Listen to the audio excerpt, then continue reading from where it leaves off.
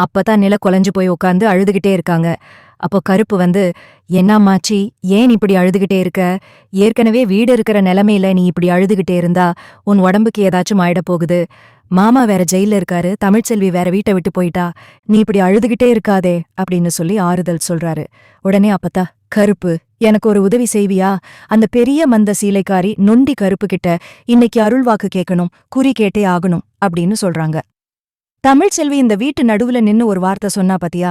ராஜாங்கம் ஜெயிலுக்கு போனதுக்கும் அவளுக்கும் எந்த சம்பந்தமும் இல்லைன்னு அவ சத்தியம் பண்ணி சொன்னா. அவ வார்த்தை மேல எனக்கு நம்பிக்கை இருக்கு. நான் கும்பிடுற தெய்வத்துக்கிட்டயே இதுக்கு ஒரு வழி கேட்க போறேன். என் பிள்ளை ஜெயிலுக்கு போக காரணம் யாருன்னு அந்த 18ஆம் படி கருப்பு தான் சொல்லணும் அப்படின்னு அப்பத்தா சொல்லவும், கருப்பு சரின்னு சொல்லிட்டு முகம், கை, கால் எல்லாம் கழுவிட்டு வந்து சாமிய கும்பிட்டு வேண்டி நிக்கிறாரு. கொஞ்ச நேரத்துல கருப்புக்கு அருள் வந்துருது.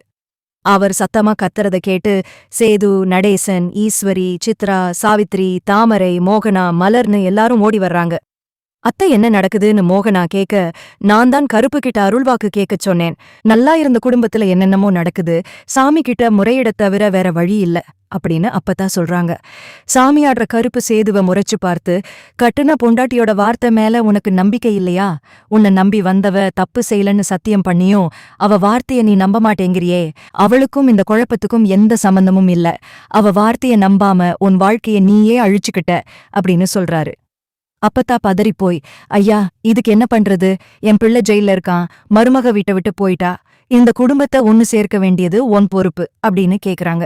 அதுக்கு கருப்பு, "வார்த்தையில நம்பிக்கை வேணும், பொண்டாட்டிய ஆணித்தரமா நம்பணும். அவ எந்த தப்பும் செய்யாதவ. இந்த வீட்டு உப்ப தின்னுட்டு இந்த வீட்டு பெரியவருக்கு கெடுதல் நினைக்கிறது எல்லாமே இந்த வீட்டுக்குள்ள இருக்கிறவங்க தான்" அப்படின்னு சொல்லவும் அப்பத்தாவுக்கு பயங்கர கோவம் வருது. "யாருன்னு காட்டிக்கொடியா" அப்படின்னு கேட்க, அங்க இருக்கிற ஈஸ்வரி, சித்ரா, ஐஸ்வர்யா 3 பேரும் பயத்துல நடுங்குறாங்க. அப்போ கரெக்டா ஈஸ்வரி தலையில ஒரு பல்லி விழ அவ அலர்றா. கருப்பு ஈஸ்வரிய கை காட்டி, "இந்த வீட்டு நிம்மதியை கெடுத்தது இவதான்" அப்படின்னு சொல்றாரு. சேதுவும் மோகனாவும் கோவமா பாக்குறாங்க. தொடர்ந்து பேசின கருப்பு, "வீட்டை விட்டு போன மருமக இனி இந்த வீட்டு பக்கம் திரும்ப வரமாட்டா. உன் பேரனோட சேர்ந்து வாழவும் மாட்டா. அவ வயித்துல 2 பிள்ளைங்க வளருது. அதுல ஒரு பிள்ளை உன்கிட்டையும் இன்னொரு பிள்ளை அவகிட்டையும் இருக்கும். இதுதான் விதி" அப்படின்னு சொல்லிட்டு மலையேறிறாரு. சாமியாடி சொன்னதை கேட்டு அப்பத்தாவுக்கும் சேதுவுக்கும் பயங்கர கோவம் வருது. ஈஸ்வரிய கூப்பிட்டு, "என் பிள்ளை ஜெயிலுக்கு போக நீதான் காரணமான்னு அப்பத்தா கேக்குறாங்க. ஈஸ்வரி பயந்து போய், "நான் எதுவும் செய்யல அத்த" அப்படின்னு சொல்ல சேதுவும் அவளை மிரட்டுறாரு. ஈஸ்வரி மறுபடியும் தமிழ்ச்செல்வி மேல பழிய போட பார்க்க அப்பத்தாவுக்கு கோவம் தாங்க முடியல. "சாமிய வந்து இவதான்னு அடையாளம் காட்டிருச்சு. இதுக்கு மேலேயும் நீ பொய் சொல்றியா? உண்மைய சொல்லலைன்னா நீ இந்த வீட்ல இருக்க முடியாது" அப்படின்னு சொல்லி ஈஸ்வரி கன்னத்துல ஓங்கி ஒரு அறை விடுறாங்க. ஈஸ்வரி கீழே விழுகிறா. ஐஸ்வர்யாவும் சித்ராவும் ஓடி வந்து அவளை தூக்க, "வாய மூடிட்டு ஓரமா நில்லுங்க, உண்மைய சொல்லலைன்னா கழுத்தை பிடிச்சு வெளியே தள்ளிருவேன்" அப்படின்னு அப்பத்தா பயங்கரமா மிரட்டுறாங்க. இந்த கதை இப்படியே போனா ஈஸ்வரி உண்மையை ஒத்துப்பான்னு நினைக்கிறீங்களா? என்ன நடக்கும் என்று பார்ப்போம். ஈஸ்வரி தரையில விழுந்து கிடக்க அப்பத்தா விட்ட அறையில அவ கன்னம் அப்படியே சிவந்து போயிருக்கு. சேதுவும் மோகனாவும் ஒரு பக்கம் நெருப்பா முறைச்சுக்கிட்டு நிக்க ஈஸ்வரிக்கு இப்போ என்ன பண்றதுன்னே தெரியல. ஐஸ்வர்யாவும் சித்ராவும் அவளை தூக்கி விட போக அப்பத்தா அவங்களையும் அதட்டி நிறுத்துறாங்க. "அத்த, நிஜமாவே எனக்கு எதுவும் தெரியாது அத்த. அந்த பல்லி விழுந்ததுக்கும் சாமி சொன்னதுக்கும் நான் எப்படி பொறுப்பாக முடியும்" அப்படின்னு ஈஸ்வரி அழுதுகிட்டே சமாளிக்க பார்க்கிறா. ஆனா சேது இப்போ அவ முன்னாடி வந்து நிக்கிறாரு. "இங்க பாரு சின்னம்மா, சாமி சொன்னது ஒரு பக்கம் இருக்கட்டும். ஆனா தமிழ்செல்வி மேல எனக்கு இருந்த சின்ன சந்தேகத்தை நீயும் உன் பொண்ணும் சேர்ந்துதான் பெருசு பண்ணீங்க. அவளை பத்தி தப்பு தப்பா பேசி என் மனசை நீங்க தானே கலைச்சீங்க" அப்படின்னு சேது கேட்கவும் ஈஸ்வரி முகம் வெளிரிப் போகுது. "ஆமாடி, இந்த வீட்டு மருமக மேல இல்லாததையும் பொல்லாததையும் சொல்லி வளர்த்து விட்டது நீதானே. இன்னைக்கு அவ இல்லாம என் பேரனும் இந்த வீடும் தவிச்சுக்கிட்டு இருக்கு. உன்னை நம்பி இத்தனை நாள் இந்த வீட்டுக்குள்ள வச்சிருந்தோம் பாரு, எங்களை சொல்லணும்" அப்படின்னு சொல்லி மோகனா தன் பங்குக்கு ஈஸ்வரிய சாடுறாங்க. நடேசன் இப்போ குறுக்க வந்து, "அம்மா, சாமி சொன்னதுல ஏதோ ஒரு பெரிய உண்மை இருக்கு. அவ வயித்துல 2 குழந்தைங்க வளருதுன்னு சாமி சொல்லுது. ஆனா அது கூட நமக்கு தெரியாம போச்சே. ஈஸ்வரி, நீதான் ராஜாங்கம் ஜெயிலுக்கு போனதிலிருந்து எல்லாத்தையும் பின்னாடி நின்னு செஞ்சிருக்கேன்னு எனக்கு தோணுது. மரியாதையா உண்மைய சொல்லிரு" அப்படின்னு அழுத்தமா சொல்றாரு. ஈஸ்வரி பயத்துல சித்ராவை பார்க்கறா. சித்ராவுக்கு இப்போ தானும் மாட்டிப்போமோன்னு நடுக்கம் எடுக்குது. அப்பதான் விடாம, "இன்னும் 10 நிமிஷம்தான் டைம். நீயா உண்மையச் சொன்னா பரவாயில்ல. இல்லனா போலீஸ கூப்பிட்டு உன்னை ஒப்படைச்சிருவேன். என் பிள்ளை ஜெயிலுக்கு போனதுக்கு நீதான் காரணம்னு அங்கே போய் சொல்லிக்கோ" அப்படின்னு மிரட்டுறாங்க. "ஐயோ அத்த, போலீஸ் எல்லாம் வேணாம். நான் சொல்றேன்" அப்படின்னு ஈஸ்வரி இறங்கி வர்றா. ஐஸ்வர்யா பதறி போய், அம்மா என்னம்மா பண்றேன்னு கேட்க, இல்லடி இதுக்கு மேல மறைக்க முடியாதுன்னு சொல்லி ஈஸ்வரி நடந்த எல்லாத்தையும் சொல்ல ஆரம்பிக்கிறா. ராஜாங்கம் ஜெயிலுக்கு போனதுக்குத்தான் பண்ணின சில சூழ்ச்சிகளையும், தமிழ் செல்விக்கும் அதுக்கும் சம்பந்தம் இல்லைன்னு தெரிஞ்சே அவளை வீட்டை விட்டு துரத்தத்தான் போட்ட திட்டத்தையும் ஒவ்வொன்னா சொல்ல வீடே அதிர்ச்சியில உறையிறது. ஈஸ்வரி உண்மையைச் சொன்னதும் சேதுவோட அடுத்த கட்ட நடவடிக்கை என்னவா இருக்கும்னு பார்ப்போம். ஈஸ்வரி எல்லாத்தையும் ஒப்பிவிக்க ஆரம்பிக்கிறாள்.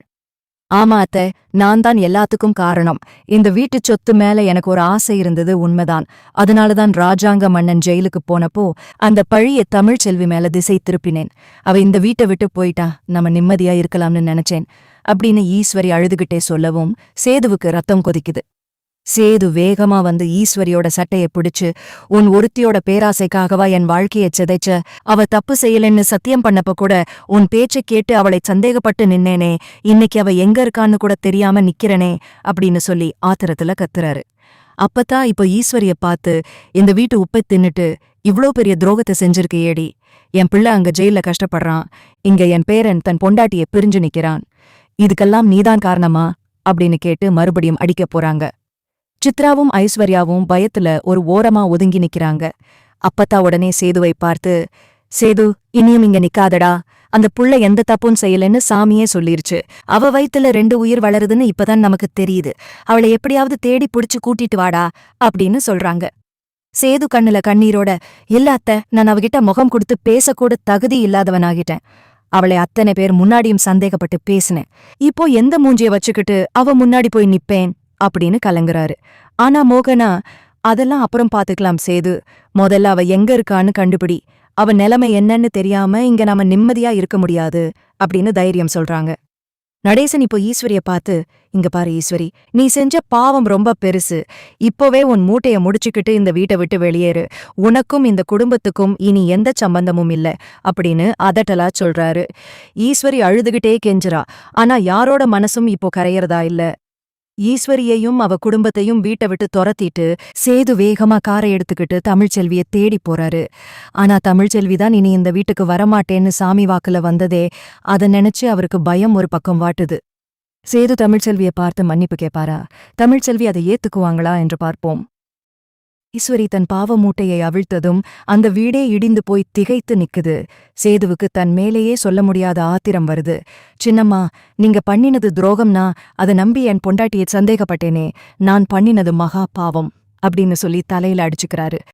அப்பத்தான் இப்போ சுதாரிச்சுக்கிட்டு, சேது அழுதுகிட்டு நிக்க இது நேரம் இல்லடா, அந்த புள்ள வயித்துல 2 உசிரச் சுமந்துக்கிட்டு எங்க போயிருக்கும், நீ அவளை கை விட்டுட்டேன்னு நினைச்சிட்டு தான் அவ வீட்டை விட்டு போயிருக்கா.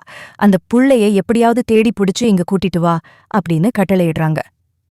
நடேசன் இப்போ ஈஸ்வரியையும் அவ குடும்பத்தையும் பார்த்து, இனியும் இந்த வீட்டுல உங்களுக்கு இடம் கிடையாது. நீங்க செஞ்சதுக்கு போலீஸ்ல பிடிச்சு கொடுக்காம விடுறதே பெரிய விஷயம். இப்போவே கிளம்புங்க அப்படின்னு கத்தவும் ஈஸ்வரியும் சித்ராவும் அழுதுகிட்டே தங்களோட துணிமணிகளை எடுத்துக்கிட்டு அந்த வீட்டை விட்டு வெளியேறாங்க. சேது உடனே காரை எடுத்துக்கிட்டு பறக்குறாரு. தமிழ்ச்செல்வி போயிருக்க வாய்ப்புள்ள எல்லா இடத்துக்கும் போய் பாக்குறாரு. அவளோட தோழிகள் வீடு, பழைய வேலை பார்த்த இடம்னு எங்கும் அவளை காணல. கடைசியா ஒரு பழைய கோயில் வாசல்ல தமிழ்ச்செல்வி சோர்ந்து போய் உட்கார்ந்திருக்கிறதை பார்க்கிறாரு. சேதுவை பார்த்ததும் தமிழ்ச்செல்வி கண்ணுல ஒரு நிமிஷம் சந்தோஷம் வந்தாலும் அடுத்த நொடியே பழைய அவமானங்கள் ஞாபகம் வந்து முகத்தை திருப்பிக்கிறாங்க. சேது ஓடிப்போய் அவ கால்ல விழுந்து, தமிழ்ச்செல்வி என்ன மன்னிச்சிடு, எல்லாரும் சேர்ந்து என்ன குருடனாக்கிட்டாங்க, நீ எந்த தப்பும் செய்யலன்னு சாமிய வந்து வாக்கு சொல்லிருச்சு. ஈஸ்வரி சின்னம்மா எல்லாத்தையும் ஒத்துக்கிட்டாங்க. என் மேல கோவப்பட்டு என் பிள்ளைகளை தண்டிக்காதே, வீட்டுக்கு வா அப்படின்னு கதறுறாரு. தமிழ்ச்செல்வி அமைதியா, நீங்க என் வார்த்தைய நம்பாதப்பவே நான் இந்த வீட்டை தலைமொழிகிட்டேன். இப்போ சாமி சொன்னதுனாலதான் நான் யோக்கியன்னு உங்களுக்கு தெரியணுமா? என் மேல உங்களுக்கு இருந்த நம்பிக்கை அவ்வளவுதானா?